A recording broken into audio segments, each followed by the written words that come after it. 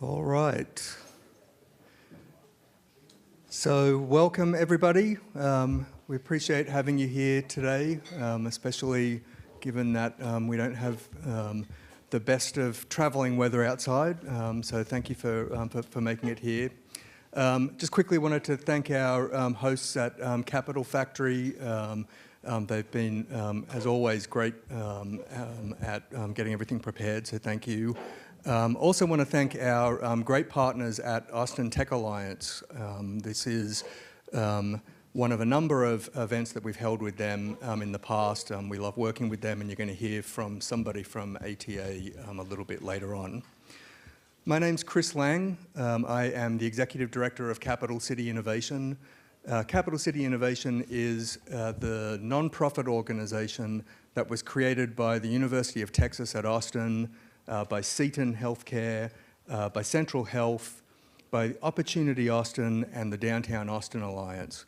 And our role is to coordinate those entities and other stakeholders in the envisioning and creation of a new innovation district here in Austin that is focused on health and that is anchored by the New Dell Medical School and by Central Health and its downtown campus, the former Brackenridge Medical Center.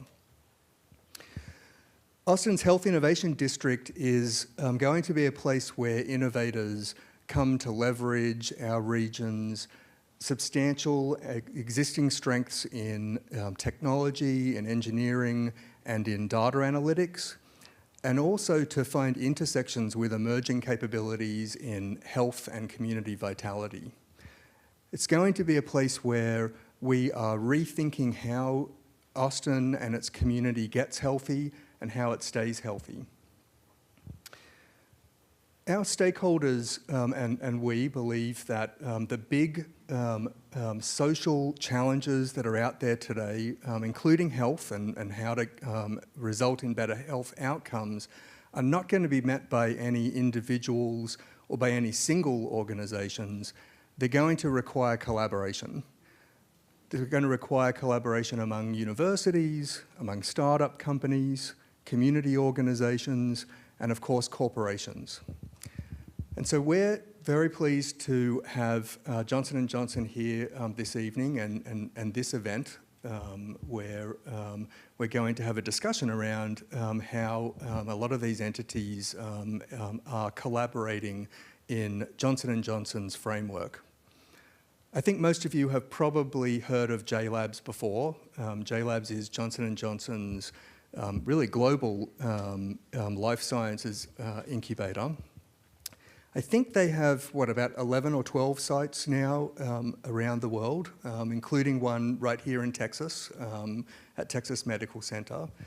Their newest site is in New York City and in Philadelphia, a place that I lived there for 16 years, so I think of Philadelphia as my US hometown. So we're very lucky today to have with us the head of JLabs New York City, Kate Merton. She's going to talk with us a little bit today about JLabs and about their model and what they're doing, and then take us into a panel discussion around Johnson & Johnson and how they're collaborating in the deep tech space. So with that, I'd like to invite Kate to come up to the stage, and please join me in welcoming her. Thank you. Okay, can everybody hear me? Okay, I am known for having sometimes a low British voice, but this evening I'll make sure I try and speak up. So thank you so much, Chris, for the kind introduction, and thank you, Chris, and thank you, Tom, for inviting me here to Austin today. So quick show of hands, who has been to a JLabs before? Okay, and even if you haven't been to a JLabs, who's actually heard about it and knows what we do? Okay, so we're doing pretty well there. So what I'm going to do is not spend too much time on the kind of the background of what JLabs is, but I will do a couple of slides to make sure we are level set, and then I'm going to take you into one of my favorite things, which is our new Health Tech at JLabs program. And maybe if we've got a moment, I'll also touch upon the J-Pod at Philadelphia. Would that be of interest to kind of explain the new part of the model? So Before I launch into JLabs, a little bit about me. I'm Kate Merton, and I really do have the pleasure and the humbling honor of being the head of JLabs on the East Coast, which means I run New York, the 2 sites in Boston, Philadelphia, and I also get to run the health tech program. By background, I am a pharmacologist. I've worked in drug discovery. I've run clinical trials, and then I went to the dark side and did a little bit on the commercial side of the business. But one would hope that that varied experience has set me up to work with our entrepreneurs. So what is JLabs? Small companies get big company benefits. So just over 6 years ago, with some amazing foresight, and I like to think humbleness on J&J's part, we recognized that we don't know everything. And wouldn't it be wonderful to bolster our R&D pipeline by working with external entrepreneurs who know how to be a little bit more nimble, maybe a little bit more innovative, and think outside of the box? So we used some extra space that we had in our site at J&J in San Diego. That's actually where I started my career.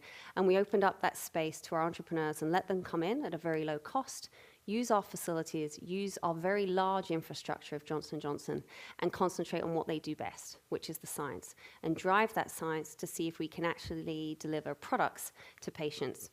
So as you can see from the slides on either side, I don't need to read through it, what you're actually going to get when you come and join us in JLabs, which is the innovation incubator of Johnson & Johnson, is space to develop your science along with the supporting infrastructure. So you don't have to worry about the operations. You're going to get that built in to the service. You're also going to get educational programming. You're going to get education from the mentor network. There's actually over 130,000 employees within J&J. And when companies come into JLabs, they get the benefit of being matched up to one of those employees. And you also get the benefit of our experience through procurement, getting the discounts we get, and last but by no means least, our relationships through our investor hub. All of these things are highly important, especially the last one, because we are a no strings attached incubator. So when companies come into JLabs, we don't commit to sort of giving them equity. We do not ask for first right of refusal. Therefore, it's very important that we provide those key relationships to investors to keep the companies going.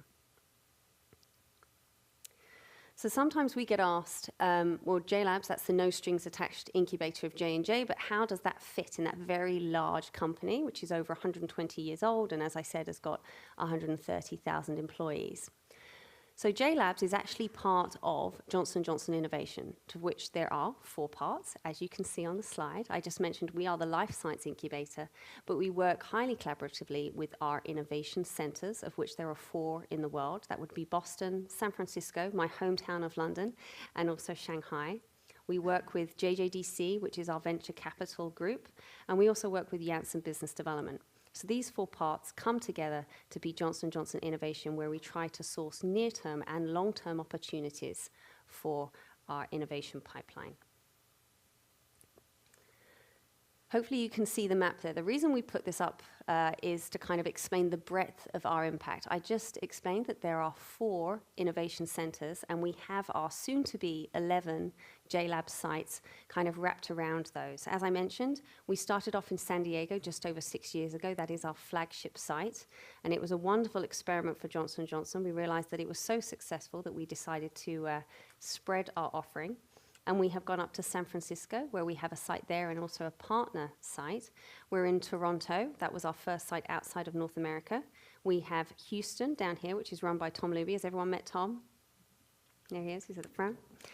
We have New York City, which we opened in June. We have 2 sites in Boston, Lowell, Massachusetts, and Lab Central in Cambridge. We are opening in Beerster in Belgium. That's actually up and running. We're soon going to have a site in Shanghai, and then our J-Pod in Philadelphia. Just to very quickly say, the difference between a JLabs and a J-Pod is that J-Pod does not have the lab capabilities because we already partner with another institution that provides that.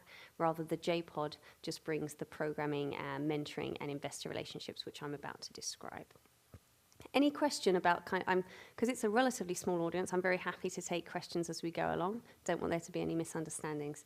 Is this clear as mud? Shall I just keep going? Awesome. Okay. So now I'm going to move on to health tech at JLabs. This is actually my second visit to Austin. I was very happy to be here for South by Southwest, where we launched our health tech at JLabs program. And one might ask, why are we interested in health tech? And I copied these 2 snippets from Google yesterday when I was on the plane coming out here to kind of explain why we're interested. I think everybody knows that the investment within the health technology space is significant, and it's only getting greater, which is a wonderful thing for us because Johnson & Johnson is the leading healthcare company. But in the future, we want to be the leading digital healthcare company. And it's always reassuring to see that venture capital and other people are investing in the direction that we want to go. And if there is so much investment in this area and the entrepreneurs working in it, then we thought it would behoove us to start thinking about those new entrepreneurs that are joining JLabs specifically in the health tech space. And we're actually going to be hearing from Kim soon, who is one of our entrepreneurs actually working in that area. So JLabs, why we're hot on health tech. That's not actually something that would come out of a British person's mouth. You can tell that that was something inserted by one of my communications teams, but I'll roll with it. So health tech at JLabs. So part of being in JLabs is you get the phenomenal space where we provide that to you, you know, as little as we can charge, and we also give you the programming, the mentoring, and everything else. So what's different about the health tech program? We realized that the technologists coming in and wanting to understand healthcare, some of them had a different level of understanding. Like they may be experts in technology, they may know all about blockchain and AI, but really needed to understand the landscape a little bit more. And after we evaluated what we were doing in JLabs, we realized that we had to come up with a slightly different offering. And that includes the pieces that you can see there on the slide, some of which you would already get as a JLabs company, and some of them, as I'm about to tell you, are going to be a little bit more tailored, such as our programming, our in-depth experiences, and also the industry meetings and the leadership development. So just to be really clear, when a company comes in and wants to be part of the health tech program, they have to be a JLabs company. They will already have gone through our selection committee process, which means they then get to be a resident with us for 2 years, and then they can electively tick the box and say that they want to be part of our 12-month program that will give them an additional grounding in this area. So what is one of the first things that we provide? Clarified on this slide are all the sites that I just went through. So the Health Tech at JLabs program runs across all of the sites within JLabs. So it means every entrepreneur that's part of the family has the opportunity to sign up. And what we've designed is some additional programming for very specific opportunities, such as trying to understand what our technology partners are looking for when they're trying to enlist entrepreneurs in the health tech space. So in this area, we've partnered with external companies such as Samsung, and Verizon and Philips to come in and join us in Under Armour to give us some additional educational programming for our entrepreneurs to say, okay, it's not just what J&J are looking for in this area, but also what are other aligned industries that are also looking towards health looking for. So we're going to be running a series of educational programming at these sites, as well as some panel events. We're running some quickfire challenges, which I will touch upon at the end. Who's heard of a quickfire challenge? Couple, okay, I'll spend a little bit more time on that.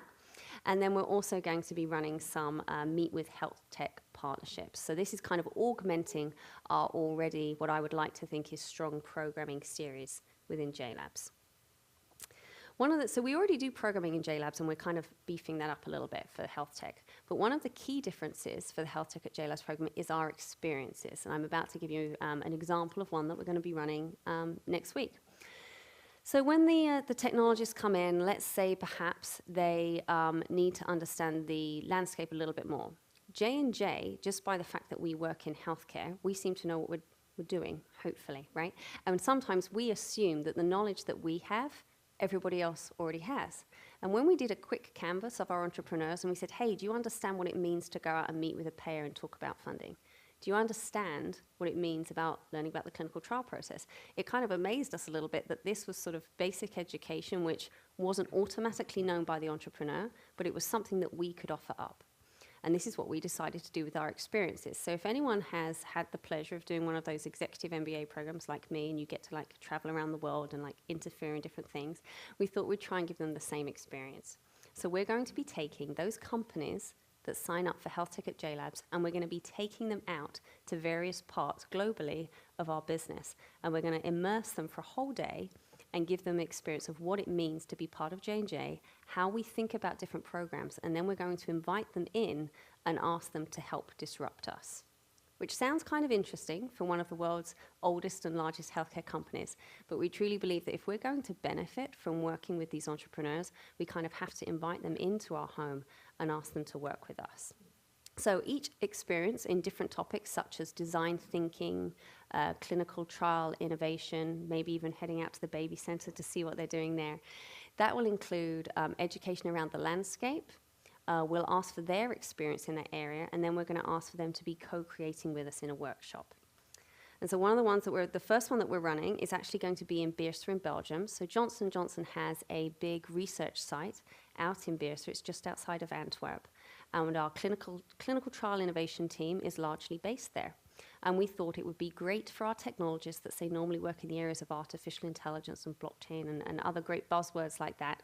We would take them out with us to Beerse to learn about how Johnson & Johnson looks at clinical trial innovation. We'd give them that education. We'd ask the entrepreneurs to kind of think about how their technology applies to what we're doing. And then later in the day, we're going to be posing them a problem and asking them to work with us on it. So the idea being, there's no commitment. We are a no strings attached incubator, but we are hoping that by doing this, J&J are going to be learning from the entrepreneurs and vice versa. Those entrepreneurs are going to have a first-hand experience of what it takes to work with the world's largest healthcare company and, give them an opportunity. If things work out well, you never know where this may lead. So this is an example of one of the workshops that we're running in this pilot program. One additional thing that we're going to be doing in the health tech program, and you would normally get within JLabs anyway, is connection up with a specific JPAL.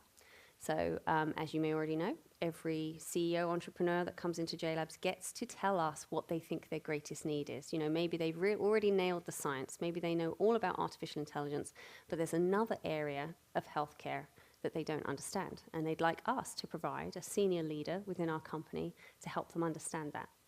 So in the health tech arena, we're going to be doing the same thing. We're going to say, okay, you're the technologist coming into Johnson & Johnson. What is it that we can help you with? And when they tell us, I and my other site heads, such as Tom, will do our best to find that individual and match them up. And who you can see on the slide here are some of those senior leaders that help them understand how they need to navigate. What JLabs has found is that often with entrepreneurs, we know they've got limited capital, and sometimes things don't work out so well the first time. And they realize that they have to pivot at a certain point. And when you are doing that pivoting, when you're an entrepreneur and you've got limited capital, the best thing you can have is someone who's got some great advice. And hopefully it's someone with great advice who's got nothing in it for them. And that's where our JPALs come in. We have often found that they are the most strategic and the most useful when the companies really need to change direction. So part of the health tech program is having one of these JPALs assigned to them. Another key difference that our entrepreneurs are going to experience in the health tech program versus what you would normally get out of being with JLabs is some of our industry partner meetings. So we did do sort of a bit of a quick questionnaire at the beginning as we had people start signing up, and we say, okay, what is it that we're looking for the most? And in addition to sort of understanding this is what the healthcare landscape is, the other one was, how do I work with a payer? Like, I don't understand what an IDN is, I don't understand what an MCO is, even those acronyms are confusing. And this is something that J&J does on a daily basis. So what we are going to be doing over the next 12 months is setting up these meetings for our health tech entrepreneurs to meet with the heads of innovation of the large payers within the US system. So this includes bringing in the Chief Medical Officer and the Chief Innovation Officer of United to come and have a session with our entrepreneurs in New York where they can kind of pitch to them what it is that they're doing and receive real-time feedback from those payers. And as we've got around, the entrepreneurs have kind of confirmed for us that this might be something highly of interest to them. And in addition to the payers, we're actually going to be reaching out to some of the larger networks. So in my area, over on the East Coast, that would be, for example, Northwell Health. And we're going to have them come and meet with our entrepreneurs so they can give them real-time feedback of what they would be looking for if they wanted to buy in some of their technology. Another key difference would be our leadership development. This is something novel that we're piloting in JLabs. We're not afraid to try something different and see if it works for entrepreneurs and then expand it if it works very well. We're very lucky that Sanyan Siang, who's actually the leadership development coach for Google Ventures, has decided that she will work with us over the next 12 months, and she will be giving personalized training to each one of our entrepreneurs that signs up for the health tech program. We think that this is important because often the entrepreneurs will come in, they're very much concentrating on their technology or the science of what they're doing. But if they want to take that company to the next step, and if they don't want to be, selling over to someone immediately, perhaps it would be great for them to get some additional insights on how they should lead their team moving forward. And Sang-Ying, who is the author of the launch book, quite appropriately named, is going to be working with our companies over the next 12 months, and she's going to be holding an in-person session with them in December. So finally, what are our topics of interest within health tech at JLabs? One of the key things people usually ask is, okay, if I come into JLabs, do I need to be doing the stuff that J&J cares about? Now, realistically, yeah, it probably wouldn't hurt if you were interested in those key areas that Johnson & Johnson likes to generate revenue in, farm, device, consumer. But we're also very interested in thinking about the aligned white space. What are the areas that J&J haven't got to yet, and we want to educate ourselves on?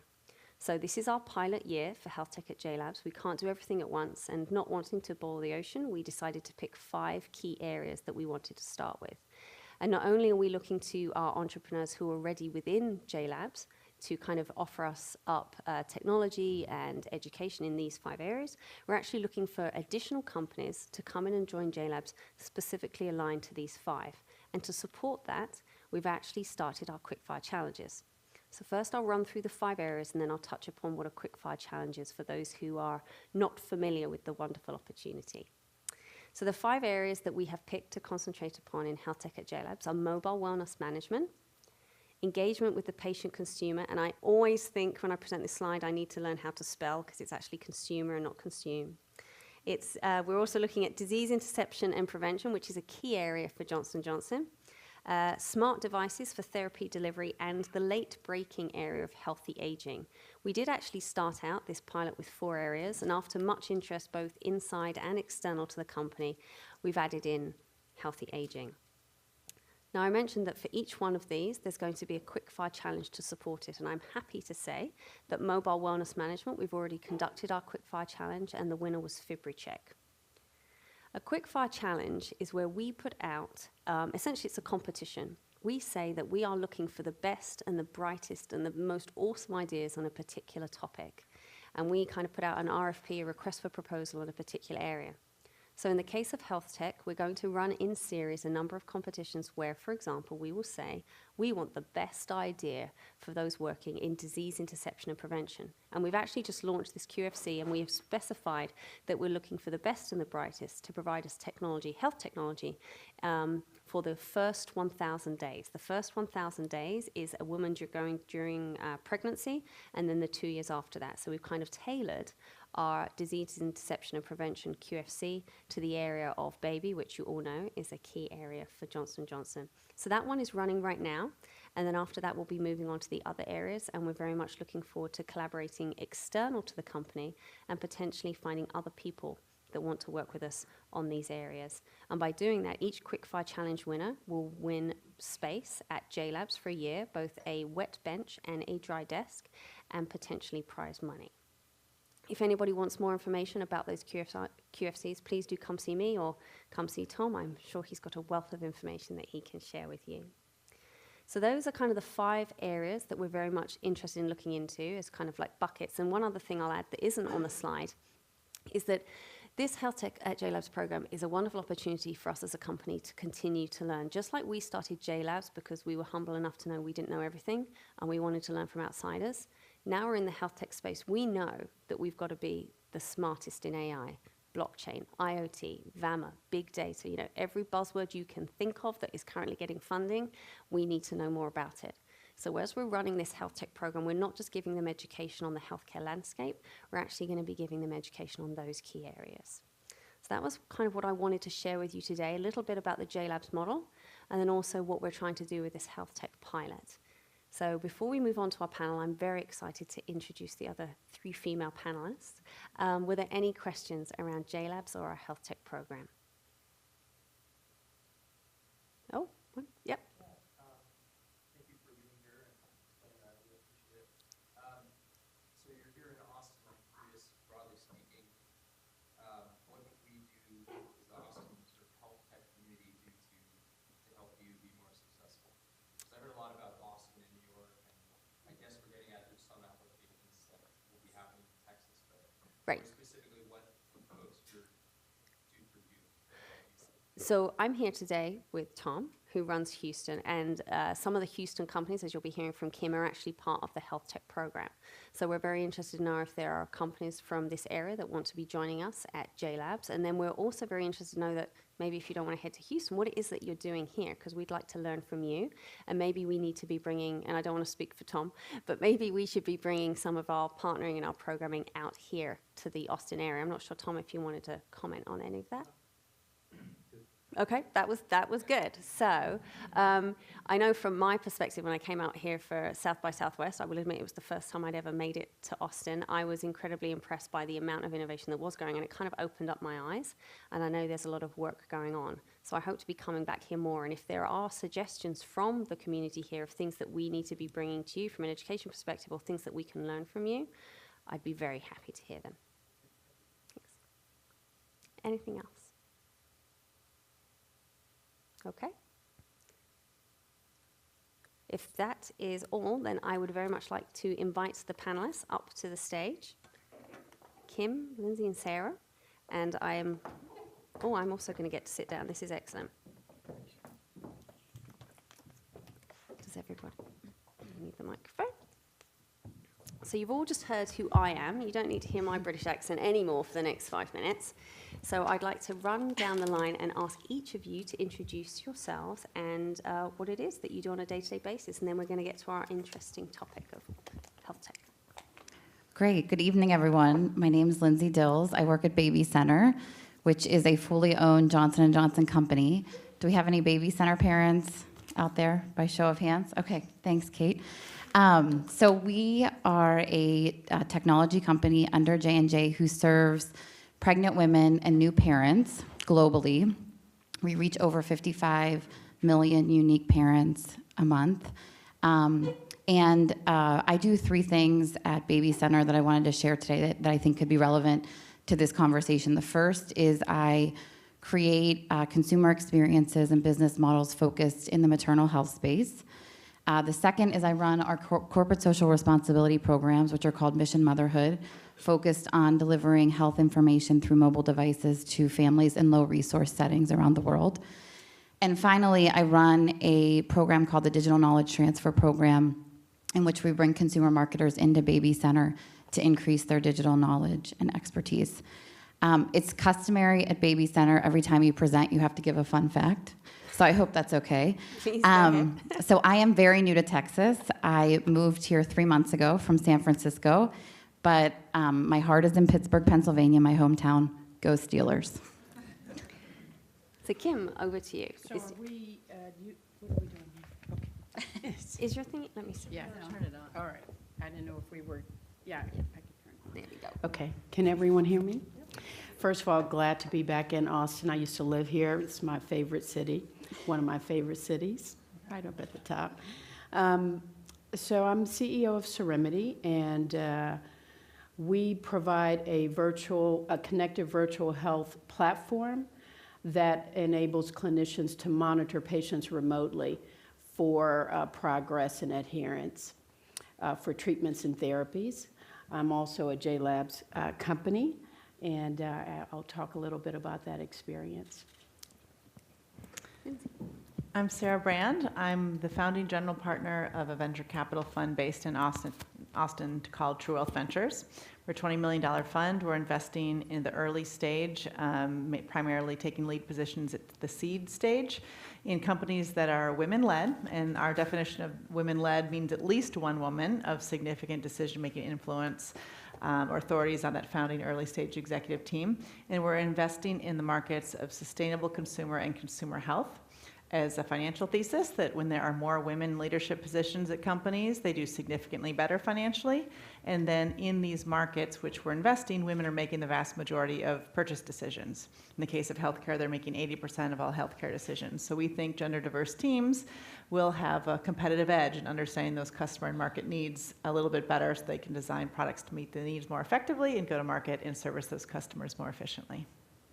So thank you very much for the introductions. I'm actually going to combine the next 2 questions together because we wanted to understand how you actually got into the health tech sector. And when we go through that, it would be interesting to know what struggles you have seen. If we could go through that first. Over to you. Sure. So I've got a PhD in green design and manufacturing, which was actually under the umbrella of mechanical engineering, but I minored in public health. And so I was looking at how to green up the semiconductor electronics industry at the time and improve environmental and human health impacts from that. And so it was always an area of interest to me, but then I spent 20 plus years really more in the semiconductor hardware, a little bit on the green side, but really not on the health side of things. And when I moved back, so I went to Berkeley for graduate school, got an undergrad at UT, and that's where I met my husband, to-be, at the time. When we moved back to Austin about 12 years ago now, we were very disappointed with the beer scene here. This comes back to health. And so we took matters into our own hands eventually. There was no IPA on the market. That was my favorite style, so we created 512 Brewing Company. Thank you. I've got one van.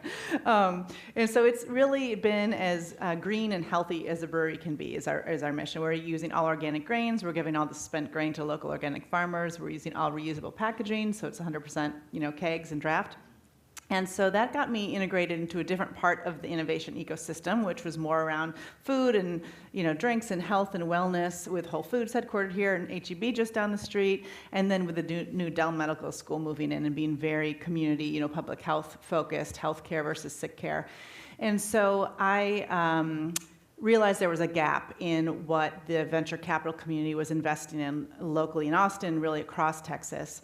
And started working with, at that point, it was just Clay and Minnie, the dean and vice dean, or chair, vice chair of the Dell Medical School that were, fresh in from UCSF, trying to figure out what's the value proposition that the new Dell Medical School can bring as the first, top medical school in this country at a top-tier university in the last 40 to 50 years in this country. Let's figure out, what the healthcare community really needs and what we can deliver with the unique Austin, community and skill set right here. So what's unique about that? And we were looking at the fact that I was the chair of the Mechanical Engineering Department advisory board at the time at UT.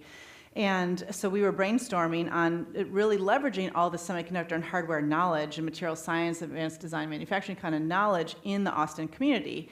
And so that's what I started working with as their senior advisor for health IoT. How can we leverage all that skill set and leverage the sensors and wearables and commercialize a lot of this technology in the Dell Medical School and across UT? Into things that will optimize, wellness and prevent disease. So that was my my roundabout way back into, public health, I guess, and now investing in it because it's such a gap. And the challenge, I would say, to combine the two questions, is that when you look at who's actually getting the venture capital dollars, it's 2% of women-led. 2% of the VC, companies, the VC-backed companies are women-led, but women are about 78% are the last numbers I've seen of the healthcare, ecosystem in terms of, working in the space. And like I said, 80% of healthcare decisions are made by women. It's usually they're making their own healthcare decisions. Often they're for their children, for their aging parents, their parents-in-law, often their spouses. And so there's real opportunity, and there's been a real challenge of women entrepreneurs, accessing that venture capital to really scale their ideas. That's amazing. Not only am I on an all-women panel, which I always enjoy, but I'm on a healthcare panel and we're already talking about beer. That's really special. And maybe it's just because we're in Austin.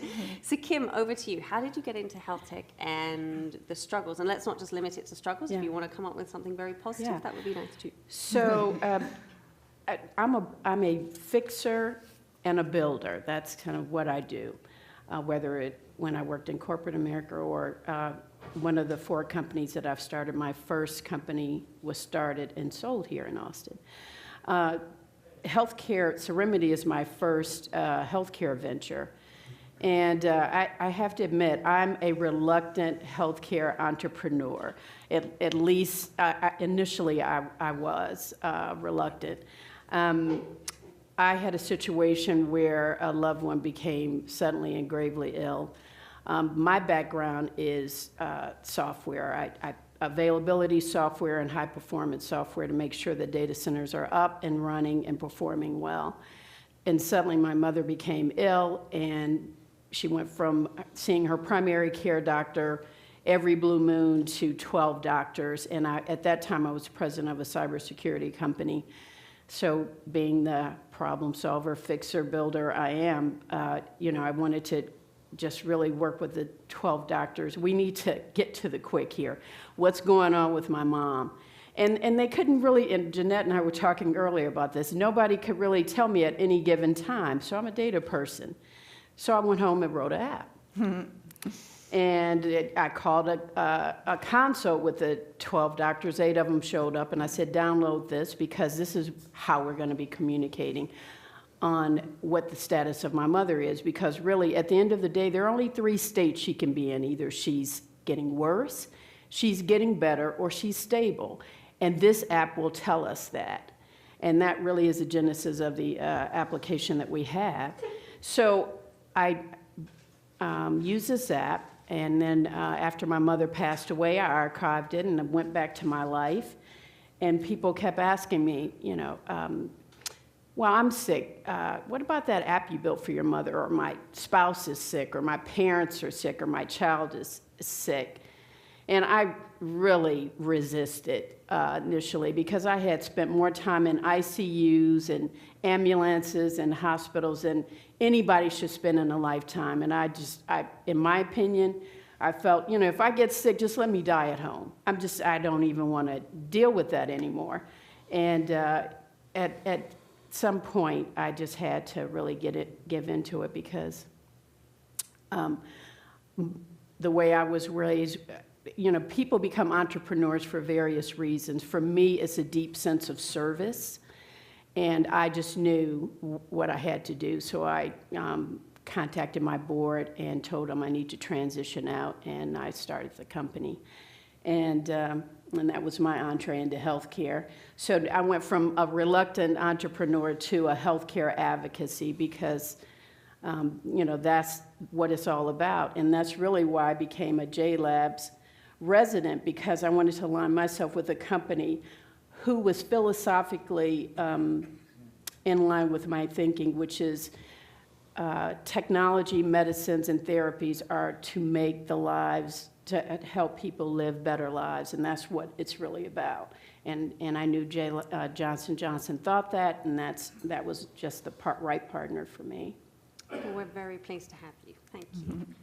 Over to you. How did you end up in healthcare, and what are some of those struggles? So I'll answer that from a baby center perspective, and then I'll answer from a personal perspective.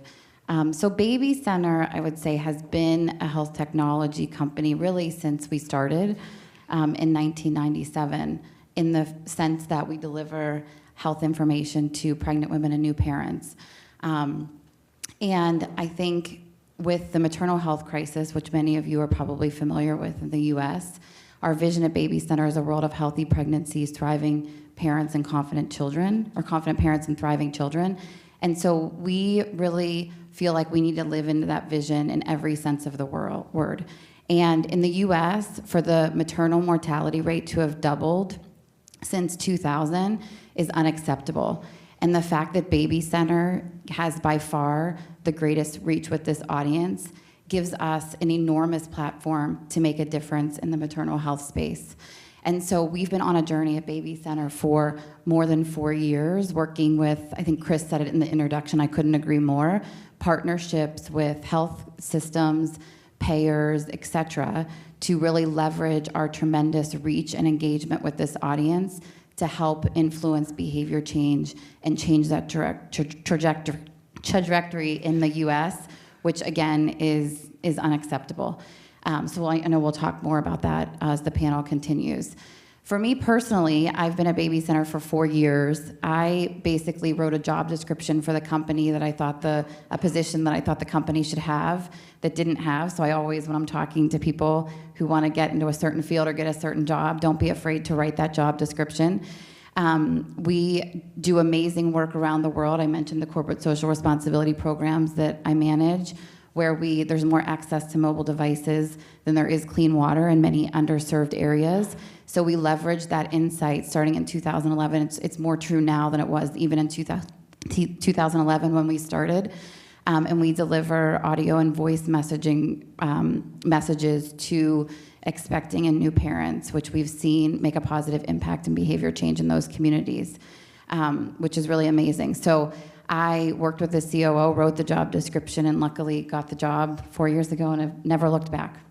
And I think there was a question on struggles. I think for us, and this is where I feel like the people in this room can help.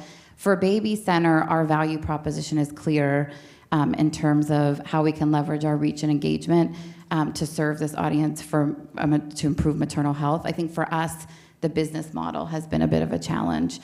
We work with insurance companies. They understand that we can reach the audience earlier, and they have programs which, if they identify pregnant women and get them into their programs earlier, they can save in terms of NICU time and NICU costs. Unfortunately, we have yet to translate that into dollars, the profitable dollars for Baby Center, and we are a for-profit company under J&J. So I would say that's been the biggest challenge for us. Okay. Thank you very much for those answers. And not to dwell too much on the struggles, I did want to kind of touch on one other thing about the potential struggles of women in the healthcare space. So I spent over 10 years in pharma before I moved over to sort of JLabs and working in health tech. And I would say when I was in grad school, I was in an all-male lab, but that did change slightly when I went into pharma. But sometimes it's not always perceived as the most female-friendly area to be in.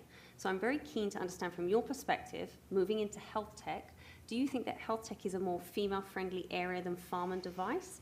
Or do you not think it makes any difference in the healthcare spectrum? Maybe, Kim, we can start with you. Yeah, Heather, I'm going to say whether it's pharma, digital health, IT, or just IT, I think based on my observations and my experiences, there is conscious and unconscious bias toward female entrepreneurs and female leaders. So that said, it's a given. What I do, what I advise people that I mentor is whatever situation you're in, assess what is the level of bias, and then go ahead and make a plan on how you mitigate that.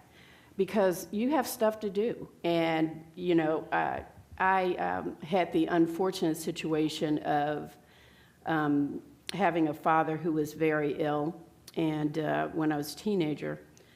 And one of the things that he shared with me, once he knew he was dying, and I knew he was dying, we had these kind of chats. I would go to school and then go to visit him in the hospital. And he says, look, you're mixed race, you're female, it's going to be obstacles. If you can't go through the front door, go through the back door. If you can't go through the back door, climb through the window. If you can't climb through the window, cut a hole in the roof. And that's just kind of how I view things. So just assess what the barriers are and, get your network together and come up with, a plan forward on how you're going to mitigate that. So that's their biases, I think, in every field I've been in so far. They're just there. You've perceived that across all of the different areas? And I experienced it, and as I said, and observed it, and so just deal with it. And, just deal with it. Yeah. That's what I'm going to tell my daughter. Sarah, how about from your perspective?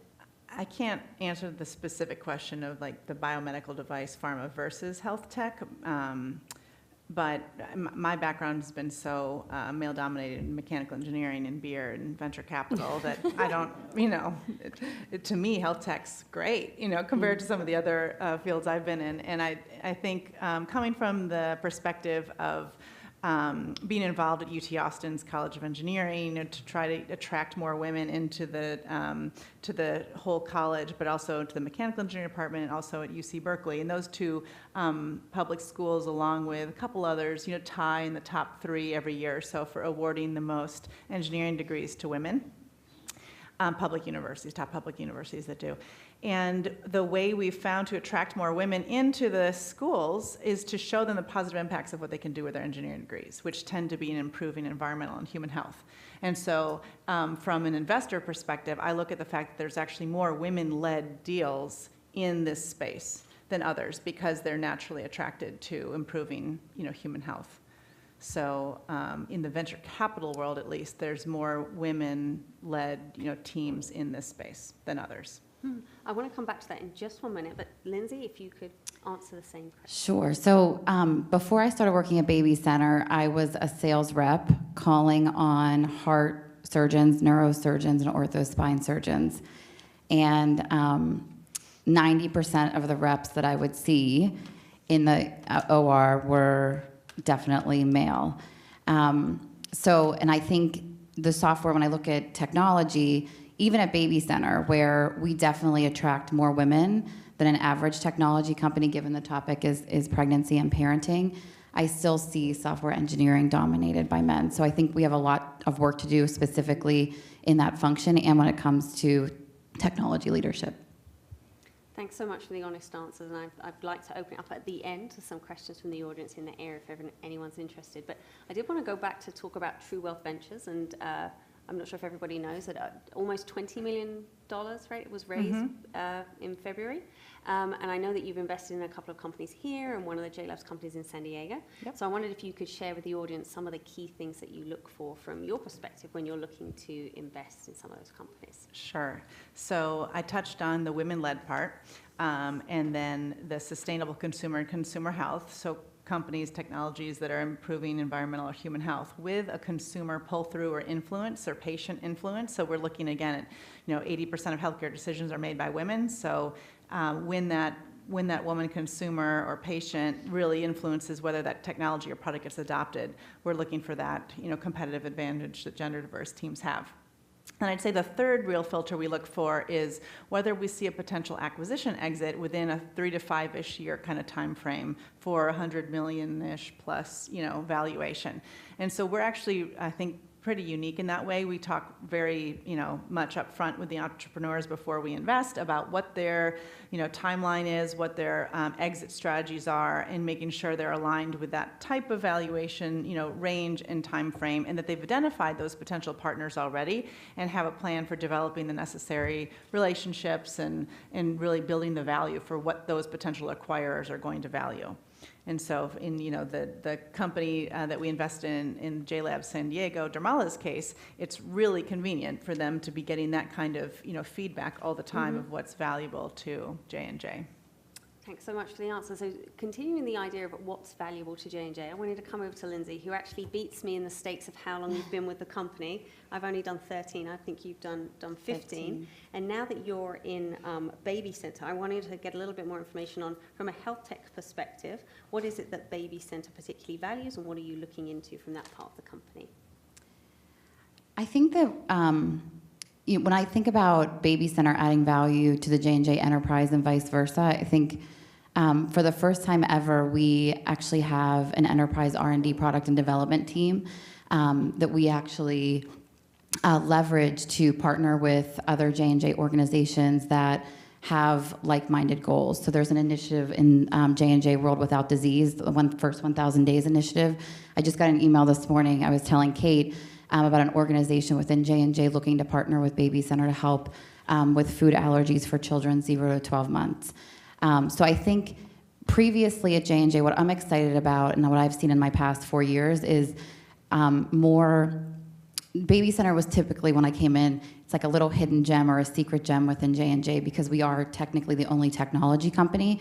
And I think there's been much more sharing across Baby Center to J&J, the other J&J organizations, in terms of talent sharing, in terms of what we can share with them in terms of product development, engineering, et cetera. Perfect, thanks so much. So I'm going to end up with the last question now, sticking with the baby theme, but we're going to go to Kim's baby, which is Ceramidi. Yeah. And I was very keen to understand a little bit more about, I believe there aren't as many FDA regulatory processes involved as with the work that you're doing with Ceramidi, and I wonder if you could share that with the audience and some of the things that you consider as you're developing the company. Yeah, so, some of the challenges, and I guess I can reach back to the question you asked earlier and just fold that in. So our platform is used by hospitals, healthcare delivery organizations today. And, the major challenges that we've had, and the good news is it's changing, but still pretty much the case, healthcare organizations are executing a blockbuster video model in a Netflix world. You know, and while it's appropriate for trauma care to be on site, do you really need to take your video in and, you know, check it out, you know, in a healthcare setting, and, you know, folding into that blockbuster video model? Most healthcare services really don't have to be on site anymore.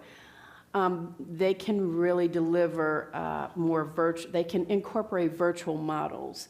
And that's really what our platform enables them to do, deliver healthcare in a virtual way when it's possible.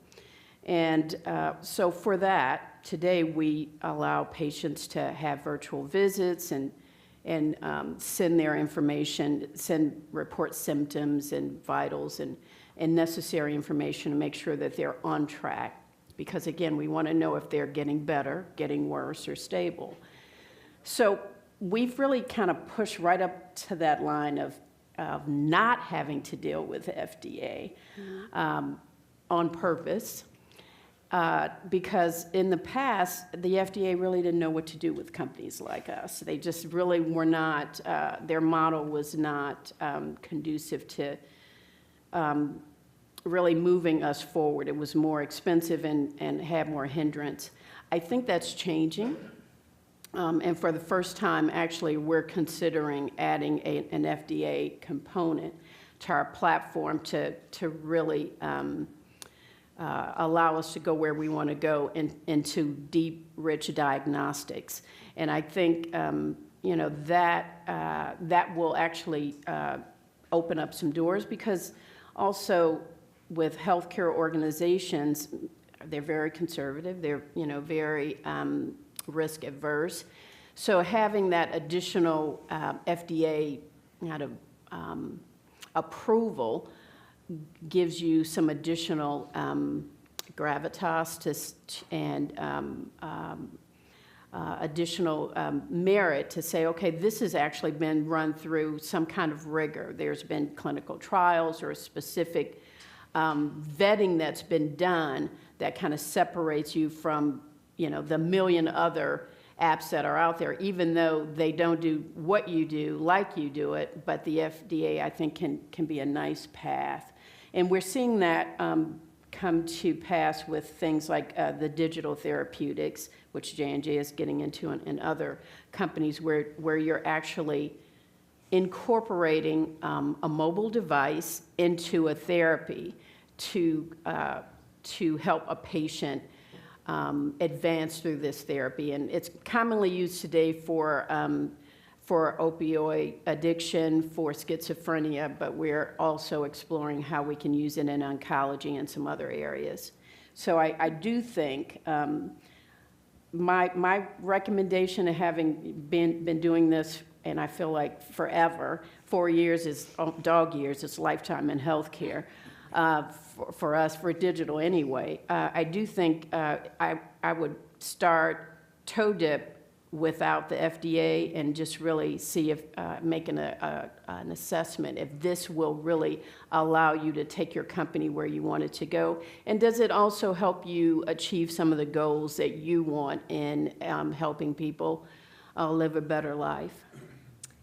Well, thank you so much for that answer and all of the answers. It has definitely been the most diverse panel. We've talked about beer babies and breaking in through the roof and toe dipping at the very end. So I'd like to thank you all for taking part, and I'd very much like to open it up to the audience to see if there are any questions for our diverse panel with such a diverse set of experiences. Don't all rush at one. Yes? What's the number one way in which J&J helped advance more? Yeah, so as Kate said earlier, it is philosophically they're looking at ways how to improve the lives, the health of the community. So that said, there's a lot of researchers, there's a lot of expertise across the spectrum, clinicians. They have experience in dealing with business models with payers. So I have been able to leverage those resources, which are free, which is very important to a company at my stage, to just really call and reach out to Tom or anyone actually in my now network at JLabs and said, I need help, I need this. Here's the ask, and be very, and outline it very specific. And I always get what I need. And that's just so important to have for a startup like we are, to have this kind of bigger network, this broader network of experts that we can tap into. Great question. Thanks very much. Anything else? Yes. You talked before about workforce and about just the diversity of workforce. I'm just interested now that you are in hiring positions, what sort of strategies are you using in your local areas to try and foster more leadership among women or other people? Is there something that you could share that has particularly worked in your environment? Any of the panelists want to think about that one? How have you used hiring strategies for diversity? Is that a good way to? I can start. At Baby Center, I think we get the best talent from our employee base referrals. So I got 3 emails today. We have an engineering opening, a marketing opening, and a product management opening. And the hiring managers are relentless about sending emails around and encouraging people to post those positions on LinkedIn, because typically it's, again, the employee networks that exist within Baby Center that are the best in terms of hiring the talent. I think in terms of skill set and then cultural fit, right? I think sometimes cultural fit is even more important, right, than the specific skill sets for that position. So that's been, I would say, the #1 way Baby Center has sourced talent in a market in San Francisco where engineering and product management talent in particular is extremely competitive when you have Facebook, Google, Apple, all the startups. So that's been the best source for us. Any other comments? I can kind of pile on in terms of, employee referrals are the richest source usually, and so getting the diversity of those key, initial founders right from the get-go is really key in terms of organically being able to keep up that diversity. If it's not diverse at the beginning, then it's really hard once the company gets bigger to change that. Yeah, I definitely rely on employee referrals. And when I do have to deal with a firm, if I can't locate the talent I want and I have to go outside to recruit, if I have to use a firm, I want to understand what their pool is. What are they dipping into? What resources they're going after? Because I find it really irritating when somebody says, well, we were looking for women or we were looking for minorities and we just couldn't find them. Seriously? Where were you looking, So I want to make sure that, we don't, that's not the answer. I want to make sure that they are reaching into a very diverse, a richly diverse, deep expert pool of candidates. Yes. I'd like to ask Lindsay, when you have a choice of like Facebook, Twitter, LinkedIn, to advertise to your maternal audience, how do you decide which would be the best, or are you considering like opening up the digital landscape to include an offering exclusively from Johnson & Johnson? Do your own, roll your own? Are you going to roll your own and keep playing the field? Or? So I think you're asking how we choose to advertise to ensure we get the maximum amount of expecting parents, I should say. I shouldn't say pregnant women because about 25% of our audience is dads. So expecting and new parents. And the answer is ROI. We, as a media technology company, we have very, very small discretionary marketing budgets. So I used to work in consumer marketing on brands like Benadryl and Tylenol as part of Johnson & Johnson, where budgets were big. I didn't realize how lucky I was to have those budgets when I worked on those brands 6 years ago. I was astonished when I came to Baby Center to understand the very small marketing budgets that exist. So we are relentless at analyzing ROI for the marketing spend that we do, and we do two things. We do SEM and we do Facebook. And we focus early in pregnancy. So the majority of our members come in and register weeks 5 to 7. And it's the classic marketing concept of get them early, because if you get them early, they'll stay with you, right? So a woman in weeks 5 to 7 of pregnancy is obviously more valuable to our business than a woman week 26 or 27 of pregnancy. So that is the small amount of marketing we do is in those two channels. And then I think your second question was around, is Johnson & Johnson going to offer an advertising platform? And the answer is yes. Baby Center offers an advertising platform. Sorry, am I talking too close to the mic? Baby Center offers an advertising platform, and that is the vast majority of the revenue that we earn. So we have clients across CPG companies. Amazon's a big client for baby registry. Retailers like Walmart, Target. We have a diverse range of clients, both inside J&J, so obviously Johnson's and Aveeno Baby and brands like that within our J&J portfolio, our customers, as well as external clients. And, you know, media is a growing business, but we have a niche audience, and so that is, we're on the journey again to continue to evolve and focus on the maternal health space for a number of reasons. First and foremost, it hits our vision as an organization and the broader J&J vision, but also we need to find ways to diversify our business model. So it's probably more than your question, but did that answer it? And more. Okay. Thank you very much for the Sorry. question. Any others? Yes. Do you guys speak about kind of the future, your respective organization, companies, kind of what you hope to accomplish within the next 5 to 10 years, whether that's you know, your goals that you've set for the company itself, or you know, things of that nature? Sure. Who would like to go first with that one? I can give a very short answer, which is I hope to reduce the maternal mortality rate.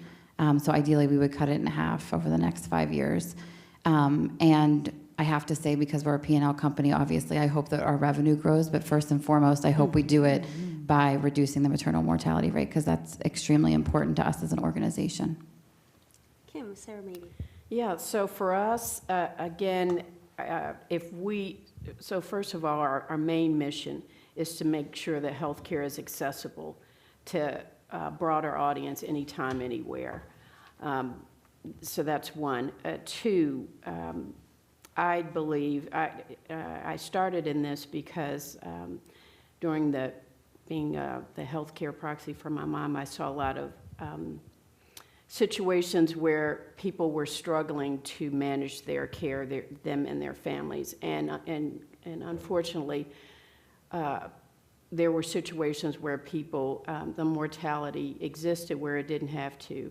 So I do feel that hopefully we can impact making sure that people get the right care at the right time and know how to manage their care in a way that keeps them healthy, where they live and not die.